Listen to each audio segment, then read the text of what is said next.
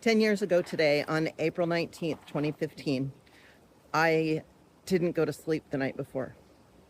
I had been in the hospital down in Mexico for 3 weeks for cancer treatment, and when I came home, my partner had moved his stuff out. He didn't tell me. We had an amazing weekend, and then when he didn't come home Monday night, I was wondering what happened. Where are you? Texting him. I got no response. Tuesday morning, I went into the room, and all of his stuff was gone.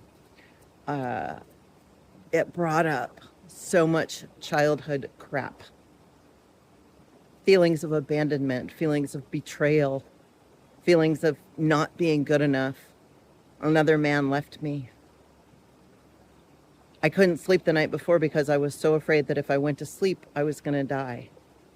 Not because of him, but because the cancer was so bad. I know that my body knew, but I didn't know, if that makes sense.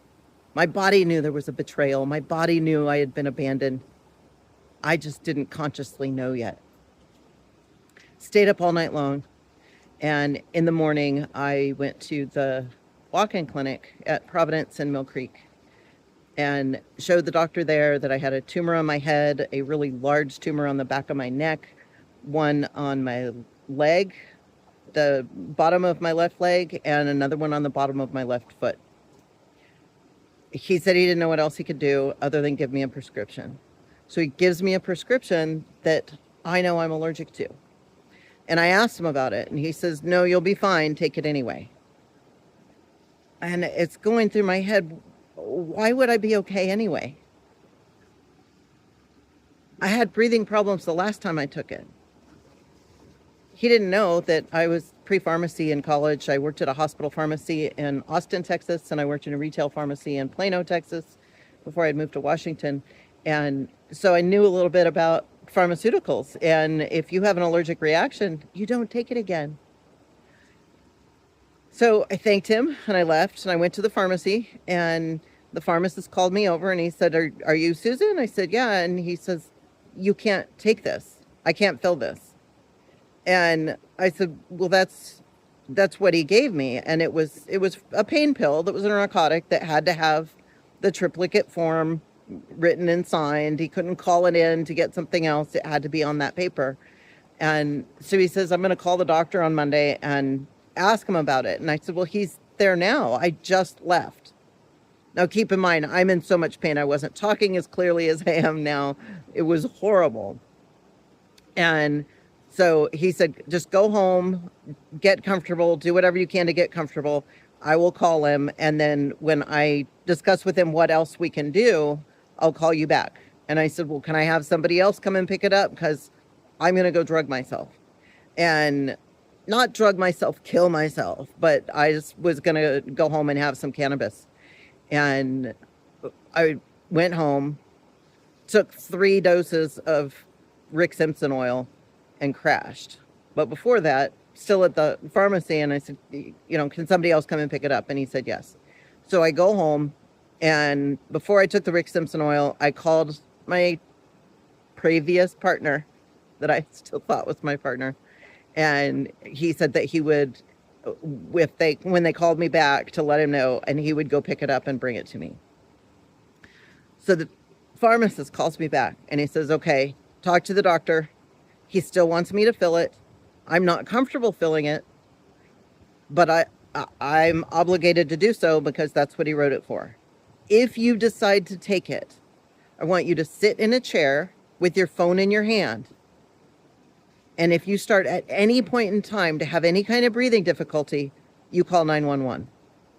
And I said, and what? Hope that they get here before I die?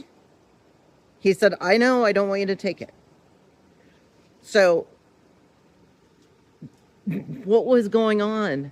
Was he trying to put me out of my misery? Was he trying to help me die before it was legal in the state of Washington to do that? I don't know. So I had the Rick Simpson oil. It kicked in about an hour. I couldn't hardly stand up anymore because I'd never taken that much all at once. And it still wasn't even touching the pain. The pain was just horrendous. So I called the partner, told him that the prescription was there, but I didn't think I was going to take it. He left where he was at, Apparently, it was like 30 miles away. Got the prescription, brought it to me, and by the time he got there, I was passed out. So he wakes me up and says, "Here, you need to swallow these." I'm like, "I can't swallow those." Like, I was so high, there's no way you add another drug to that. So then he gets angry with me because I wouldn't take the pills. One, two, because he had driven so far to come and get it for me, even after I told him I probably wasn't going to take it. So again, was he and the doctor now, they're trying to kill me off? That wasn't my plan. I just needed something to help relieve the pain. And a lot of times when I would take cannabis, it didn't do anything to relieve the pain. It just made it so I didn't care. And that was pretty much the case with that. So I woke up the next day. I took 3 more doses of it and went back to sleep. And all I could do was crawl down the stairs to feed Lucy, my dog at the time, and make it back up to lay down again. And by the 3rd day, things had shifted. And I knew I was going to be okay at that point. But I didn't know so many other things. The blessing is that I realized that it was abandonment, betrayal, and feeling like I wasn't good enough. The common theme in my life was whenever a relationship ended, which there were only 3, kind of 4, all times I felt like I was abandoned, betrayed, and that I wasn't good enough.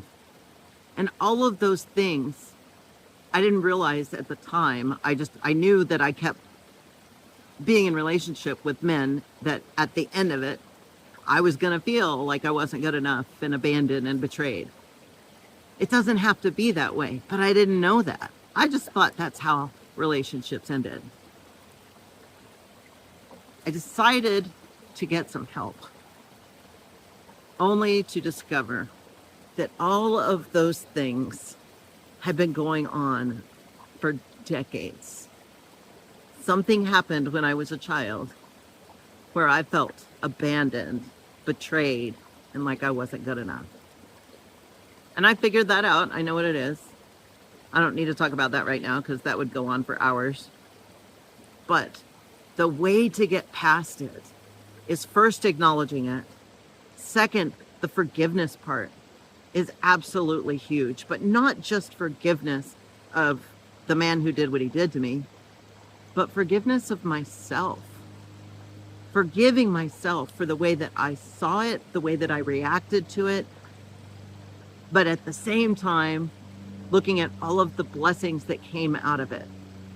So much good can potentially come out of the worst things that have ever happened to you. The lower the low, the higher the potential is for the highest high. When we look at the horrible things that happen and we can see the benefits to them, it changes your whole world. It's so much easier to live without feeling like everybody's going to betray you. Everybody's going to break their trust. Everybody's going to abandon you. And for whatever reason, you never feel like you're good enough. Stop that. You are good enough. You are absolutely good enough. Acknowledge that you felt that way. Acknowledge that you abandoned yourself. When we feel like we've been abandoned, we don't take care of ourselves.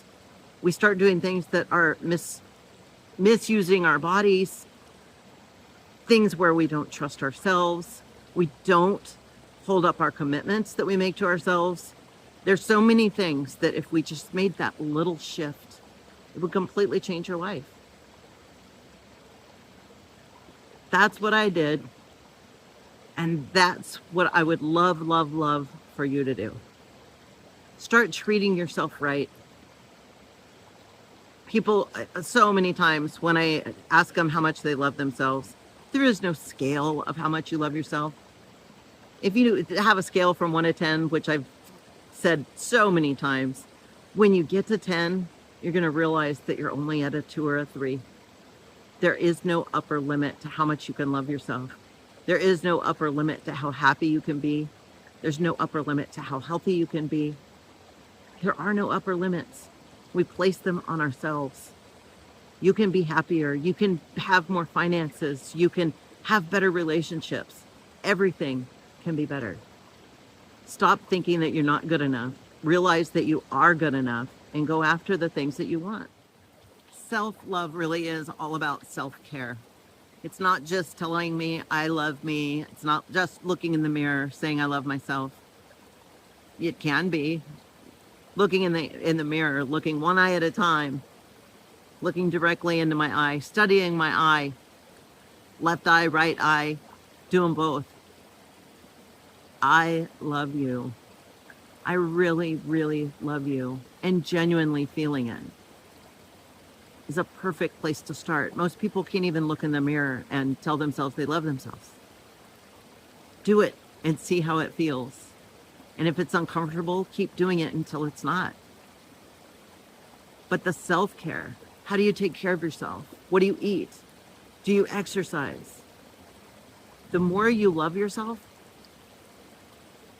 would you stop? The more you love yourself, the fewer bad choices you make.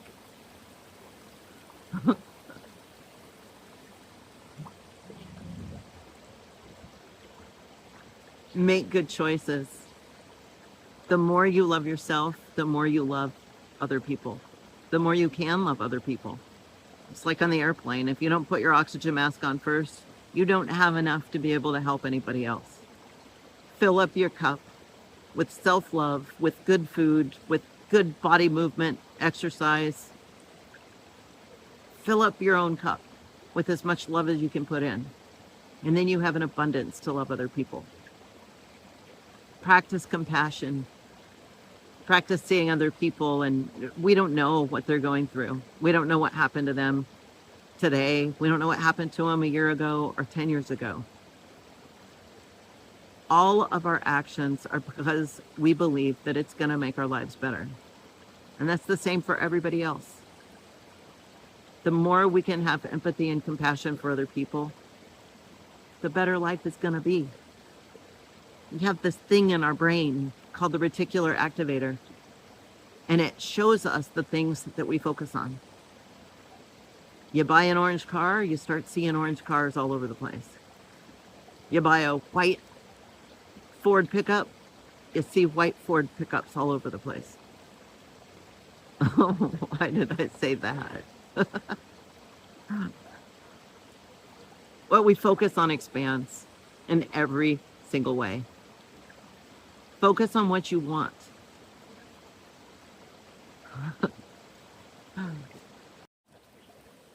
Find things that you're good at and do more of those things so that you can feel like you are good enough. Stop betraying yourself by setting goals and not following through with them. And stop abandoning yourself. Have boundaries. Learn to say no. Stop being a people pleaser. And love yourself. Love yourself. You are worth it. I would say that the worst thing that came out of feeling like I was abandoned and betrayed and that I wasn't good enough is that I stopped all desire. I stopped wanting anything better. I stopped wanting new carpet. I stopped wanting a new car. I stopped wanting even a vehicle that would run regularly so that I could go and do the things that I wanted to do. So many things that I stopped. I got used to living without a lot of things. I got used to being by myself. I got used to not going anywhere with anybody because if I didn't join in with anybody, I couldn't be abandoned. I couldn't be betrayed. And other people couldn't say anything to me that would make me feel like I was less than them or less than good enough. Last year, things shifted.